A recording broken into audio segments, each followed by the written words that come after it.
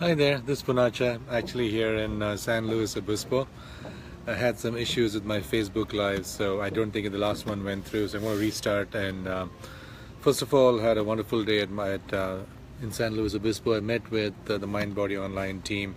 Jayo is working with them to really kind of figure out how do we help our community find health and wellness service providers in the area.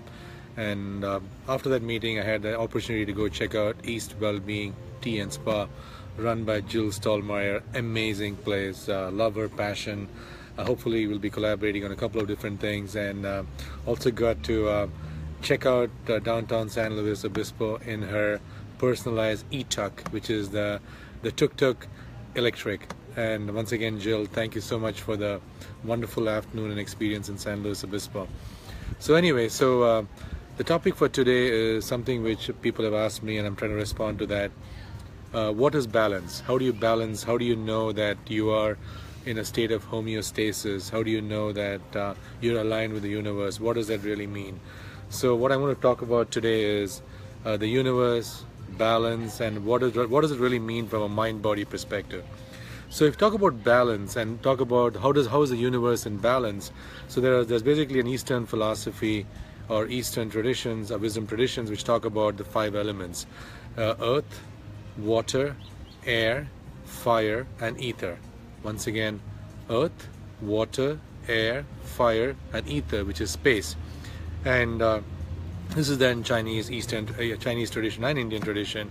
When they say that when you have these 5 elements, these are the elements of the universe, and when you are aligned with these 5 elements, or when you are part of the 5 elements, then you actually have balance in the body.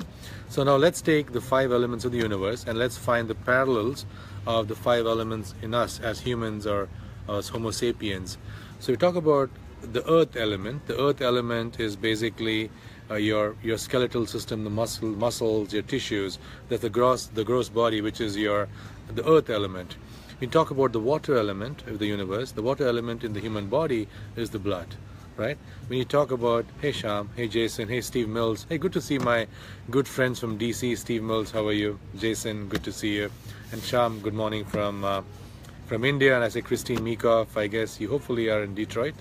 So anyway, coming back into what are the earth elements? So the earth element in the human body is basically a muscle, bones, tissues. The water element is your blood. The air element is basically your breath, which is what you breathe. The fire element is your digestive system, or heat, or the processes which keep your organs running. And the last element, which is space, or ether, is basically consciousness. So once again, when these 5 elements balance, then you are aligned with the universe, you are healthy, you are in what we call homeostasis, you are in sync with the universe. And when one of these 5 elements are not in sync, then you basically have disbalance, or basically you could have illness and health. So example, if you basically have thrown off your back, if you have issues with your knees, your skeletal system's off, your earth element's off, and guess what? You're not able to sit, chronic pain, stress. Similar thing if let's say you're smoking heavily, your air element is off, your chest, so you're once again disease.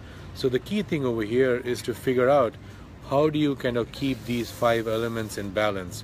Once again, your earth element, which is your muscle and bones and tissue, your water element, which is blood, your air element, which is your breath, your heat, which is the processes and digestive system of the body, and the last one is consciousness, which is your understanding of the mind-body connection. So this is kind of a very quick primer on the universe, the mind-body connection, the connection between traditions, and also connecting this back into the mind-body, basically the mind-body movement which we are trying to work on, which is the mindfulness documentary, the mindfulness movement documentary, which we are working on. So that's it for today. Once again, this is from basically talking to you guys from San Luis Obispo. If there are any questions or any comments, do share it with me, and I hopefully will connect back with you guys tomorrow. My topic for tomorrow is really getting into an area which I've been studying over the last couple of weeks in great detail, is living in flow. Basically, I want to look at, I've kind of looked at Stephen Kotler's book, Stealing Fire. I've read his book on the rise of Superman, and where he talks about how the Navy SEALs are in a state of flow, or the concept of mind gym, and using elements like what Google is doing at GPAS. But when you look at these things, the Navy SEALs are like less than 1% of, I think, the general population. Amazing people who are trained both physically and mentally. But what I want to talk about is, how do we take the elements of flow and apply it to everyday people like you and me? How do we kind of live in flow? And I want to kind of look at the principles of what Stephen Kotler talks about, which is ecstasis, which is looking at selflessness, timelessness, effortlessness, and richness of experience.